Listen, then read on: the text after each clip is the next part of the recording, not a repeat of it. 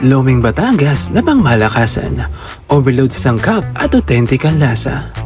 Kaya naman, eto na ang ABC Lomi House.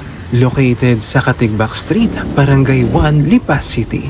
Kilala ang Batangas Lomi sa makapal, malapot at puno ng sahog na sabaw. Hindi ito basta noodle soup, kundi punong-puno ng flavor at lutong bahay na panlasa. Nag-uumapaw sa sangkap ang isang order ng Overload Premium Lomi ng ABC Lomi House.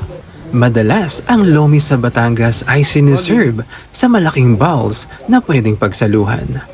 Perfect itong pang-bonding ng pamilya at barkada, lalo na kapag malamig o maulan ang panahon.